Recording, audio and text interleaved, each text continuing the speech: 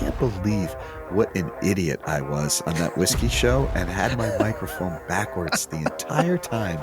They can only face one direction. If you're talking into the cable, something is wrong. If the cable is hitting your upper lip, you might want to reposition your microphone. You might be getting more room noise than you wanted. Welcome to this episode of the Cool Dad Shirt Podcast. I keep it rather cool down here because I like it, but today it's 61 down here right now. It's a chilly December morning, yes. My chair is extra squeaky. My studio is slightly chilly. Maybe the 2025 budget can get bumped up a little. We'll get some new gear. Yeah, it's been a while, but it's good to get back. You know, as we go into the holiday season here, I was hired to do some photos for a family. They want to do a Christmas card. They call me every year. It's kind of cool. Their one daughter's name is Alexa, and I got thinking they can't own an Alexa in their house because that would be bonkers. Every time they mention the daughter's name, that stupid device would kick on and start talking. So that was just the weird thought I had while hanging out at their house. It is a household problem. I know it's deliberate, but I hate when the TV commercials make reference and say something like, well, if you'd like to order this product, all you have to do is say, Alexa, order me product name. I think they do it totally intentionally, of course. But it would be awkward if you had someone in the house named that, because Alexa would keep saying, I don't do the dishes. Stop asking me. She already declines most of the things I ask anyway. I don't understand that. I must say that's a stylish new mug you have there. What are you working with this morning? It's a coffee mug that says coffee. I like it. Not to be confused with anything else. Now, my daughter Jana got that for me. I don't know. Well, she's got a dry sense of humor like me, so that kind of fits as a gift that she would get a coffee mug that says coffee. It's jet black, too, so I can't see it against your shirt. All I see are your white knuckles just moving up and down. I'm working on a brand here, man. The coffee, it's the way I drink my coffee, you know. So the mug just fades into your shirt. I've been toying around with the studio lighting here. I think I'm getting better. I'm hoping the mug does actually is discernible against my otherwise. It does. It does. It has that black soul. White. It has the white bottom, so it doesn't look like something's just levitating. Good. I've come to realize that my life is imitating the show. Oh, what do you got? We talk about a lot of different things on here, our lives, families, parents. And what I'm noticing now is things are happening in my life, and I'm making the recollection that, wow, we just talked about that on episode 32 because they're reoccurring, you know? Yeah. I had another call with my dad the other day, and it was the same thing. Hello, this phone. And it was happening exactly like it was discussed and described 2 or 3 episodes ago. And I had to pause. I'm like, wait a second, is my life imitating the show, or is my show all about what's happening in my life? I couldn't put a stake in reality. We're entering the Matrix or Interstellar or something. Yeah, yes. Yeah. Did I make a joke that just now happened in real life, or was it the other way around? I'm not sure. But Well, all these things are popping up, you know, and I'm tying them back to, oh yeah, that was episode 16, I think. Well, we're getting to the point now where things pop in my head of stuff to talk about, and I can't remember if we've already talked about them or not. And I like, do I take a stab at it and have people say, idiot, you talked about that in episode 12. So correct me if I start rambling on, but we've made so many episodes, Mike. I mean, that's the true sign of success, right? I think you're right. And it's okay to talk about things reoccurring once in a while. Well, we got new listeners all the time, so yeah, we can reshare the story. You know, plus this is my life. I mean, if I got to endure it, so do our listeners. Everybody else. You're coming along for the ride, people. If the new item on my list is goose liver pate, then I'm going to tell you that's the new item on my list. What did you say? My love is being measured in hard to get delicacies. So watch me pull all this together. This past week, I was at the holiday party with a bunch of GE guys, my former coworkers, and it was all great. And I hung out with Dexter. He does a lot of the voiceovers for the show. Great guy. My friend Doug, who I used to sit near at GE, and he was telling me he had to he had a long trip to Maryland and binge listened to our show. And two things. Number one, he was laughing very hard about elderly parents testing your love. He said, I think Mike's dad is messing with him. He actually said it. And then secondly, he said he, after listening to the coffee episode, spoke to his wife and said, maybe we should up our game and get a burr grinder. And he said, it was a great decision. He said, really, our coffee is a lot better. Thanks for kind of coaching us into that direction. So I thought a big shout out to Doug and his wife there for listening and actually listening to what we're talking about. So thank you. Yeah, wow. Jokes and contributing value to people's lives. Something we never imagined 2 years ago, Rich. Had no idea this would happen. I was just looking for an excuse to get down to the basement. I need some alone time, man. Let me ask you a question, Rich. Sure. What do you got? We talk about things that drive us crazy. The other day, and this happens a lot, my kids will open up the refrigerator and just stand there with the door open for very extended periods of time. So long that I find that they almost get distracted about what it was they were looking for in there, and now they're on their phone. And I'm like, have a plan before you open the refrigerator. Like, I'm going to get some milk, and then you open the refrigerator. You know what's in the refrigerator for the most part, right? I mean, there's no amazing surprises. You know, it's the usual items in there. You've been in there a couple hours before. You kind of have the lay of the land. Like you, I'm very process oriented. I have it thought out before I'm going to open it up. Yeah, we need to turn that into a process driven decision, or a purpose driven decision, I should say. You're going there for a reason, and you should not be suddenly distracted by cat videos on your phone. Yes. I think so. Maybe as an engineer, we can get together and we could build some sort of application and device. So the refrigerator will ask you what you want. It will not open until you say. You'll have to type it in the screen. The refrigerator door will not open until you say, refrigerator, I would like some milk. And then you type in M-I-L-K. And then the lock releases and then the door will come open. And you've got 3 seconds to pull that curtain. Yes. And even though it's not frigid cold in there, we can hook up some sort of fog device, right? So as the door opens, a little puff of fog comes out for visual impact. Well, why not make it cool? All right. I think you're onto an idea there, Mike. And along those same lines, I will tell you, my daughter Kelsey was hanging out at her friend's house who was renting her own apartment. And she was complaining how she keeps it at like 60 degrees. It's always so cold over there. I said, yeah, because she's paying the bill for the heat. That's why. It's amazing how that changes. Yes. All the friends are wearing sweatshirts over at her house. As soon as you write the check for that, suddenly life changes. That temperature setting. You're not seeing a 7 as a leading digit. That's right. That number is definitely starting with the 6. Oh man, it makes me feel good that life is coming full circle for the kiddos.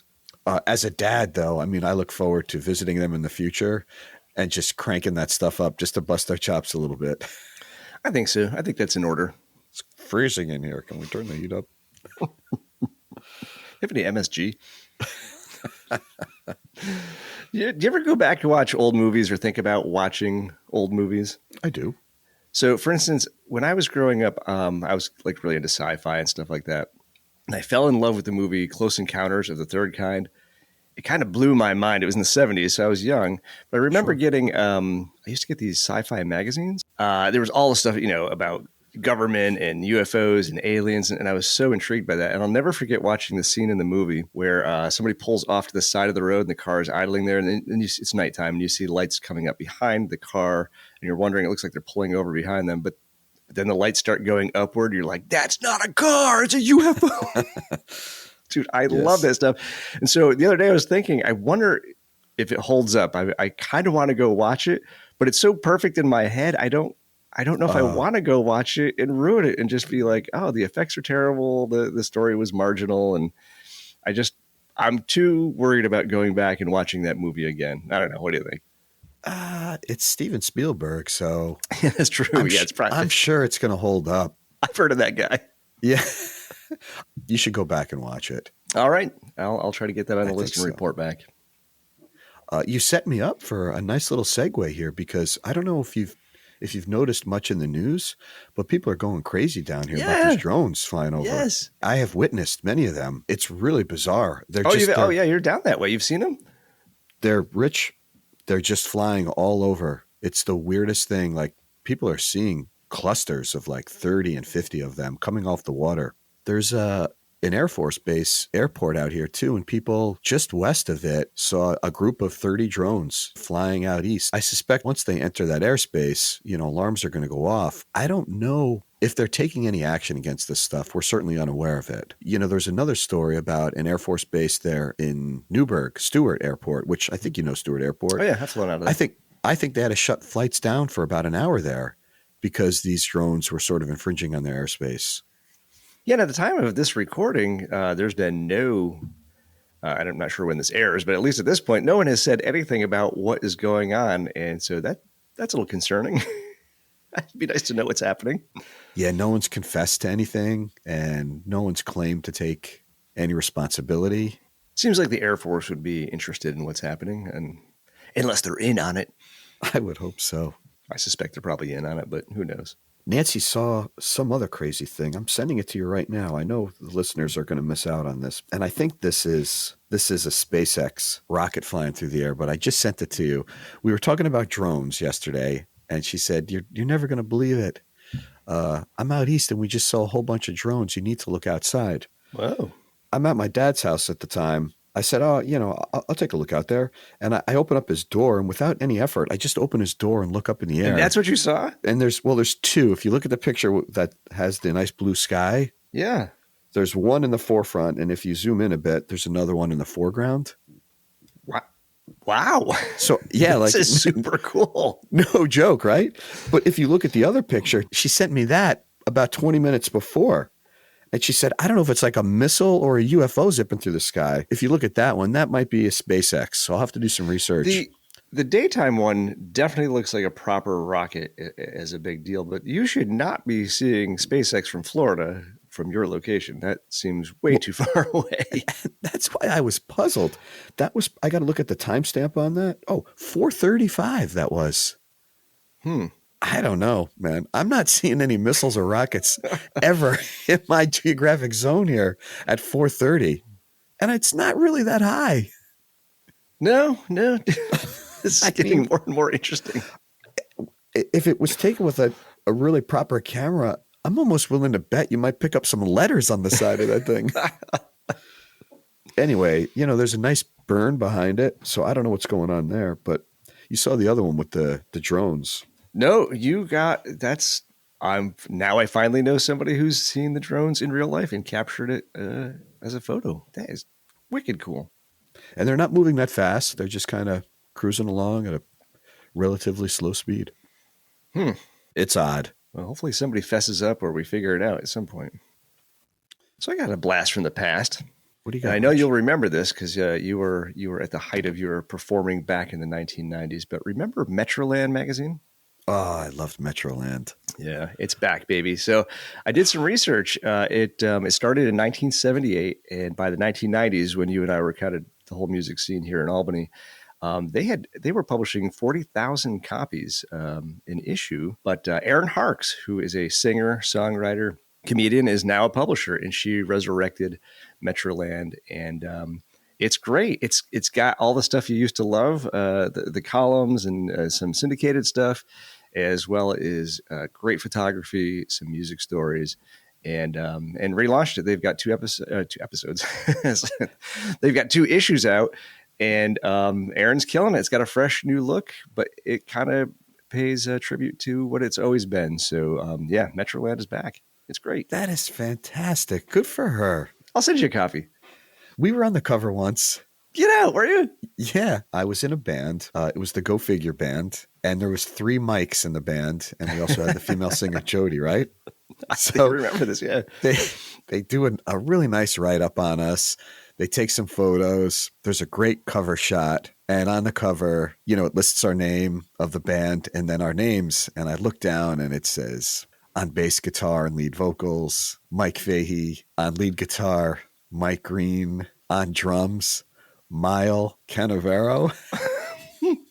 And on lead vocals, Jody, whatever her last name was. There's 3 mics in the band. All they had to do was just type it one more time.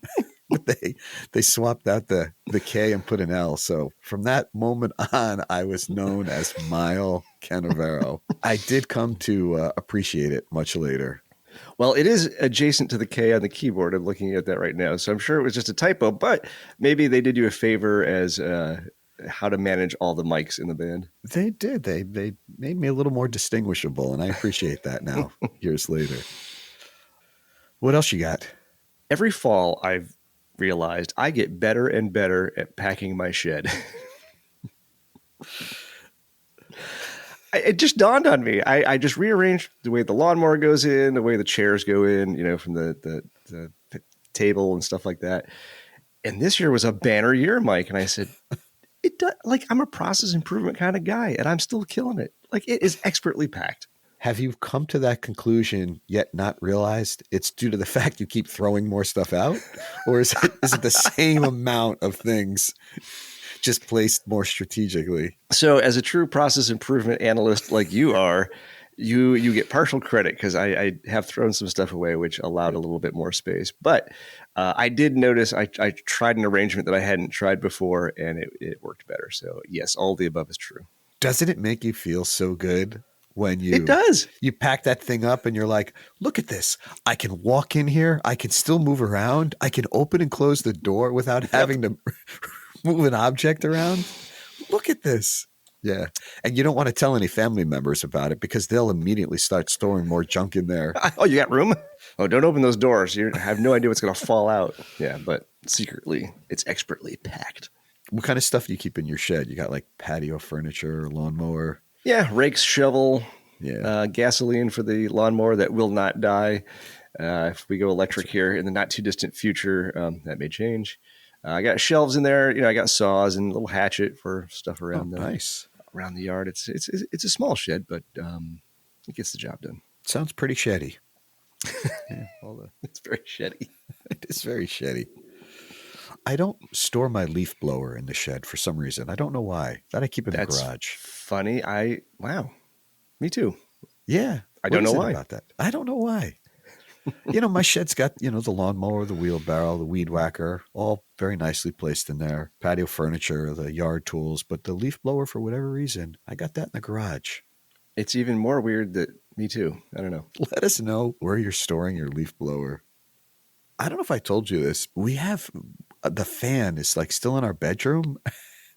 And I don't even know where I'm going with this, but it seems like, we talk about heat, and I don't know if I made this joke on the show at all before, but I always feel like my family likes my house hot enough to the point where they have to put a fan on. So you're doubling your energy consumption. Our bedroom gets very, very hot for whatever reason. My wife has a fan in there, and she'll have to turn that on. And I agree, it's so hot in there. The rest of my house, as soon as you walk out of the bedroom in that back hallway, the whole front of my house is probably 4 or 5 degrees cooler. So, well, the fan can be nice when you're sleeping. You kind of got the white noise just to sort of blank out some of the external noises in the evening, which is where I thought you were going with this. But that is interesting. Actually, I was just watching a thing on better sleep, and they were talking about it's very important to keep a cool room. Yeah, it's important. It actually helps your sleep to have a cool room. It is. I always tiptoe out there and lower the heat a couple more degrees. Like after everybody gets to bed, I always go out there and try to do it softly, because all of a sudden my family has like the most sensitive hearing. They can hear me clicking that thermostat down 2 or 3 degrees. Oh, man. Yeah.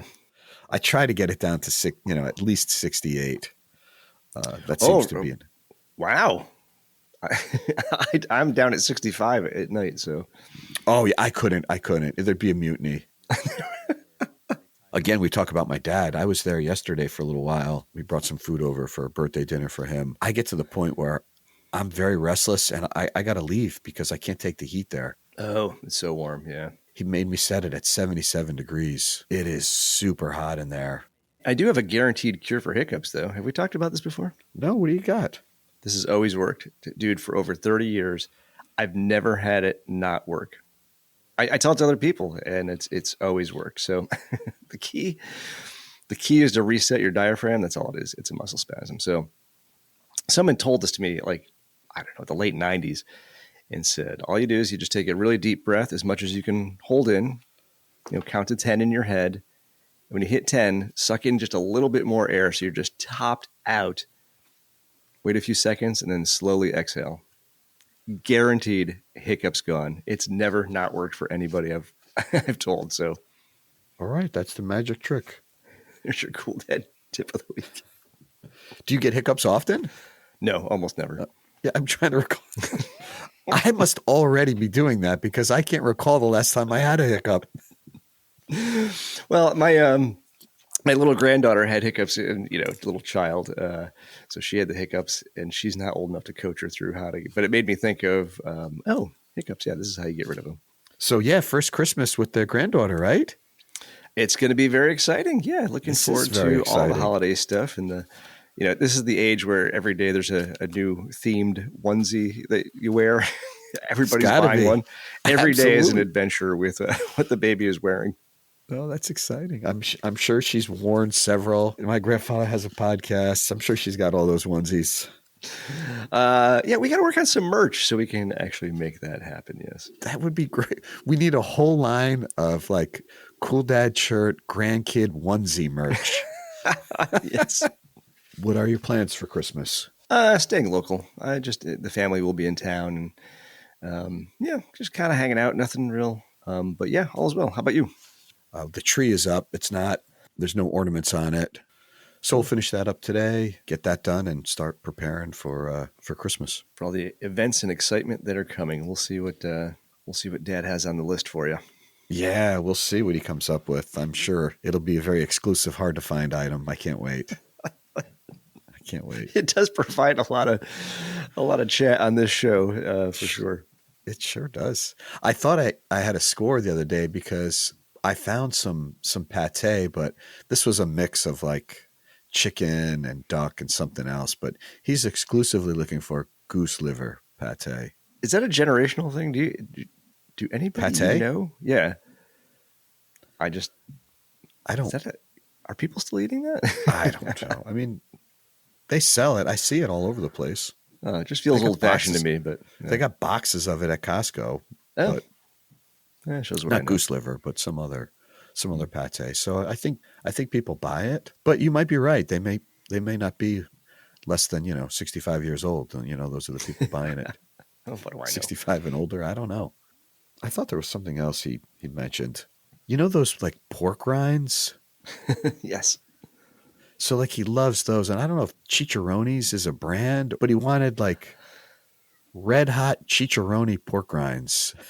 It's very specific. I think those are more commonly found at the grocery store. It's an interesting mix of food items. You have your very classy goose liver pate, and then you have like your chicharrone red hot covered pork rinds.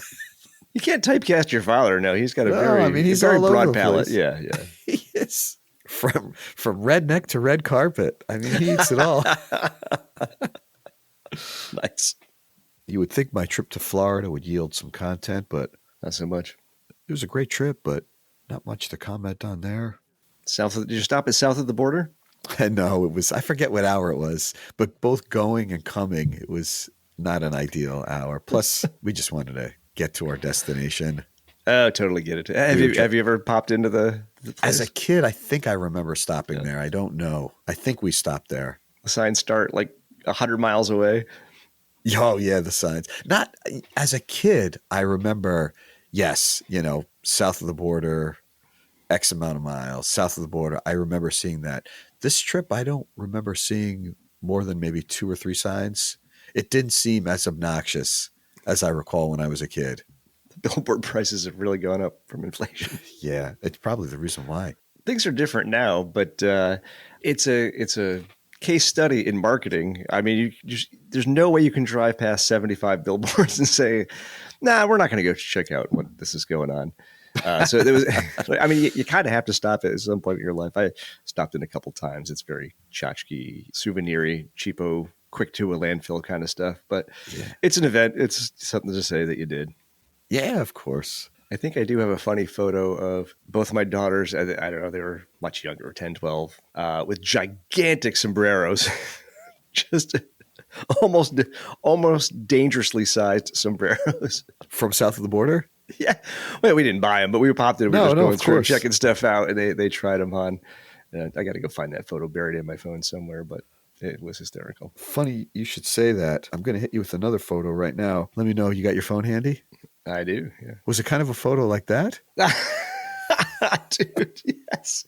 Very similar, yes. So that one was taken at Mexico inside Epcot. So Mike just sent me, listeners, Mike just sent me a picture of both his daughters with dangerously large sombreros, purple and blingy and glitzy. Jenna had a good story yesterday. Tell me you got a Jenna Starbucks story. Yeah, this was a good one. The story goes, the fire alarm's going off at Starbucks, and my daughter's in the middle of a drink order, and she said to the lady, "If you're okay staying for a minute, I'll finish your order."